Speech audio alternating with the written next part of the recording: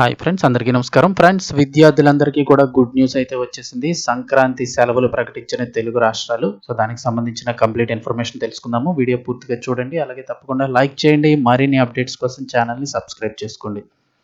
ప్రభుత్వం నుంచి వచ్చే ముఖ్యమైన అప్డేట్స్ అన్ని కూడా మన ఛానల్ ద్వారా ఎప్పటికప్పుడు మీకు తెలియజేయడం జరుగుతుంది. వివరాల్లోకి అయితే వెళ్ళిపోదాము. అలా వీడియోని ఒక లైక్ చేయండి, మరింత మందికి ఇన్ఫర్మేషన్ చేరుతుంది.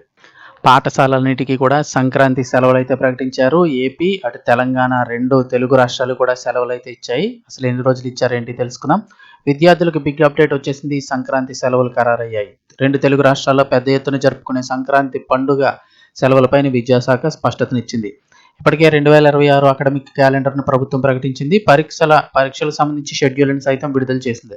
ఇక సంక్రాంతి సెలవులపైన కూడా స్పష్టతనిస్తూ తాజాగా ఉత్తర్వులు జారీ చేసింది. మొత్తం 9 రోజుల పాటు సంక్రాంతి సెలవులను అయితే ప్రకటించారు.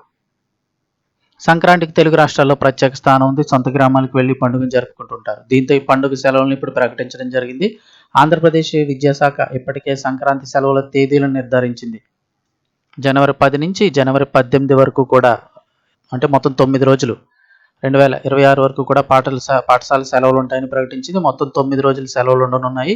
తిరిగి జనవరి 19 సోమవారం నాడు యథావిధిగా తిరిగి తరగతులు ప్రారంభమవుతాయి. తెలంగాణ ప్రభుత్వం కూడా ఇదే విధంగా సెలవులను ఖరారు చేసే అవకాశం ఉందని చెప్తున్నారు.